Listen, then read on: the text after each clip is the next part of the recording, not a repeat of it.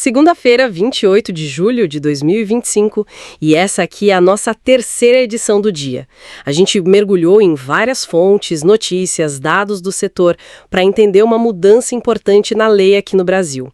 E olha que curioso, você sabia que a maioria dos cosméticos que a gente usa aqui no Brasil já, não passa por testes em animais? Pois é, mas só agora isso virou lei mesmo. E sim, tem uma brechinha, mas calma, a gente vai explicar tudo direitinho. O objetivo aqui nesta edição é sacar por que essa nova lei é bem mais que um gesto, sabe? Vamos mostrar o que muda na prática, quem se deu bem com isso e falar um pouco do contexto todo, política, indústria, ciência. Exato. Então, vamos direto ao ponto.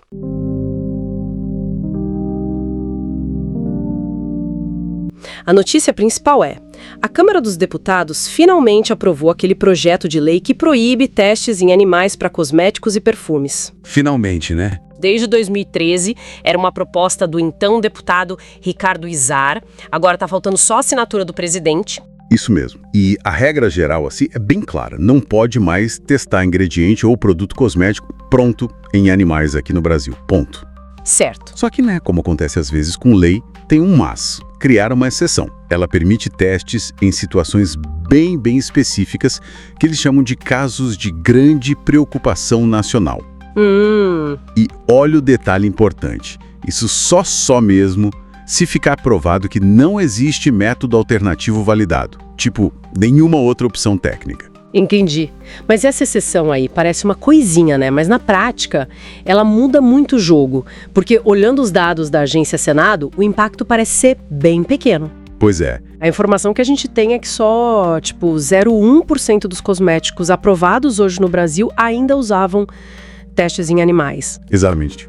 Então, parece que a lei está mais oficializando uma coisa que já era quase regra no mercado, né? É exatamente essa a percepção, sabe? Tanto dos especialistas da área, quanto lá no Congresso. Todo mundo acha que essa brecha, na prática, vai ser usada quase nunca. Ou nunca mesmo. Ah, bom. O ponto principal é que a ciência andou, né? Não ficou esperando a lei sair.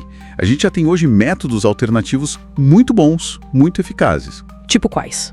Tem testes in vitro, com cultura de célula, modelos de computador super avançados e até pele humana feita em laboratório, sabe? Bioimpressão 3D de tecido. A tal ciência sem crueldade já funciona tecnicamente, ela é viável. Que interessante isso. E outra coisa que chamou atenção foi o apoio político, né? Sim. Parece que a proposta uniu gente de tudo quanto é lado, direita, esquerda. Isso mostra que o assunto tem uma força que vai além da briga partidária normal, né?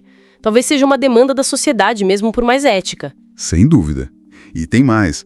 Essa lei coloca o Brasil no mesmo ritmo de outros lugares importantes. União Europeia, Coreia do Sul, Índia, Israel. Todos eles já têm leis parecidas faz tempo. Faz sentido. Então, não é só uma questão de ética, é também estratégia para poder vender lá fora, né? Exato.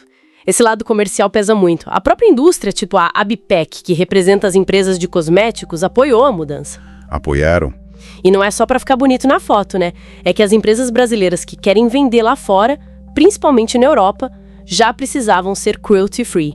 Tinham que provar que não testavam em animais. Já era uma exigência, né? Então, a lei ajuda nisso também, né? Nivela o campo e facilita vender para esses mercados.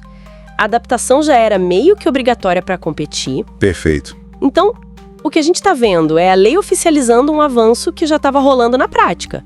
Empurrado pela ciência, pelo mercado, pela sociedade. A lei vem para consolidar isso, dar segurança jurídica e mandar um recado claro sobre os padrões éticos do Brasil. É interessante pensar nisso. A lei, nesse caso, veio meio que correndo atrás da inovação e da mudança de cultura, né? Em vez de puxar a fila, ela está consolidando um terreno que já foi conquistado. Exatamente. E isso até levanta uma questão para a gente pensar, né? Se a ciência e o mercado já avançaram tanto a ponto de tornar o teste em animais obsoleto para cosméticos, quais outras áreas que ainda usam esses testes poderiam ser as próximas? Será que a tecnologia e a pressão social vão mudar outras coisas também? Boa pergunta. Fica aí pra gente refletir. Fica a reflexão. Bom, por agora é isso. A gente vai para um rápido intervalo e já volta.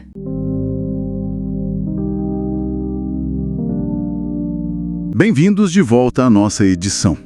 Agora, vamos aprofundar um pouco mais o olhar sobre essa nova legislação que proíbe testes de cosméticos em animais aqui no Brasil.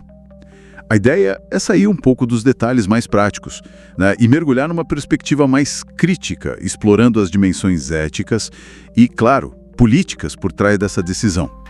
É aqui que a questão ganha, eu diria, uma densidade maior. Exatamente. É importante a gente analisar os limites, né, que talvez o conservadorismo tenha imposto ali no processo, a força simbólica dessa norma e também as conexões dela que são super importantes com justiça ambiental, interseccionalidade e até o papel meio pedagógico, digamos assim, que uma lei como essa pode ter na sociedade. Interessante, porque essa conquista ela não surgiu do nada, certo? Foi resultado de muita mobilização, articulações políticas bem interessantes que uniram setores que normalmente a gente não vê dialogando. Direita, esquerda. As fontes que a gente consultou mencionam até apoio de setores da bancada ruralista junto com ativistas. Isso é forte, né? Mostra que a questão ética talvez tenha se sobreposto. Sim, sem dúvida. Mas essa união, ela teve um preço, né? A tal cláusula de exceção na lei, que ainda permite testes em casos muito específicos, de grande preocupação nacional, isso é uma concessão bem clara a setores mais conservadores, resistentes à mudança. É quase aquele jeitinho, né, para acalmar resistências, mesmo quando a ciência e a ética já apontam para o outro lado. Mostra bem o peso do que a gente pode chamar de um conservadorismo institucional, sabe? Entendo. E talvez o lado mais marcante seja mesmo simbólico, né? O que essa lei meio que ensina para a sociedade. Quando o Estado brasileiro diz, olha, não se deve causar sofrimento a animais por beleza, ele está, de alguma forma, rompendo com uma lógica antiga, não é? O tal do especismo institucional. Você pode explicar um pouquinho melhor esse conceito? Claro! O especismo institucional é basicamente a ideia, muitas vezes implícita nas nossas leis, nos costumes, nas práticas sociais mesmo, de que a nossa espécie, a humana, é superior. E que, por isso, a gente teria o direito de usar outras espécies como se fossem só recursos, sabe? Sem levar muito em conta o bem-estar ou a capacidade deles de sentir. Então, ao proibir os testes para cosméticos, a lei dá um passo importante. Ela reconhece que a vida não humana tem um valor em si, para além da utilidade que possa ter para a gente. É um avanço que vai além do jurídico, tem um caráter mais civilizatório, eu diria. Faz todo sentido. E essa mudança de olhar, ela acaba tendo implicações bem mais amplas, né? As fontes que a gente viu conectam isso com outras lutas sociais. Com certeza, essa discussão não pode ficar isolada. Ela se liga diretamente ao que a gente chama de lutas interseccionais. Tem uma pensadora, Carol J. Adams, por exemplo, que aponta muito bem como a forma que a gente objetifica corpos de animais, tipo reduzindo a partes, a produtos, tem raízes culturais e mecanismos muito parecidos com a objetificação de corpos femininos ou de outros grupos marginalizados. Ah, interessante. Então, a interseccionalidade nesse contexto seria reconhecer que diferentes formas de opressão, machismo, racismo, exploração de classe e o especismo também, elas não acontecem separadas. Elas estão interligadas, se reforçando. Exatamente isso. O sistema, o imaginário social que sustenta a dominação sobre um grupo, seja ele humano ou não humano, muitas vezes compartilha as mesmas lógicas de poder, sabe? Lógicas que podem ser patriarcais, coloniais ou baseadas num capitalismo meio predatório. Então, defender os direitos dos animais, olhando por esse ângulo mais amplo, é também questionar essas estruturas maiores de opressão. Está tudo conectado numa visão de justiça ambiental e social mais abrangente. Fica bem claro, então, que, apesar de ser um marco importante, essa lei é mais um ponto de partida, né? É fundamental ter essa clareza. A lei é um começo, sim. Um começo muito importante, mas não é o fim da luta, de jeito nenhum. A indústria farmacêutica, por exemplo, ainda realiza testes em animais. E aí os desafios técnicos e éticos são bem mais complexos, né? Mas mesmo assim, essa nova lei estabelece um precedente valioso. Um precedente poderoso, concordo. Mostra que é possível, sim, avançar, buscar progresso científico-tecnológico, sem precisar recorrer à crueldade. Explorando alternativas que as fontes também mencionam, como modelos de computador avançados, organoides, bioimpressão 3D, enfim.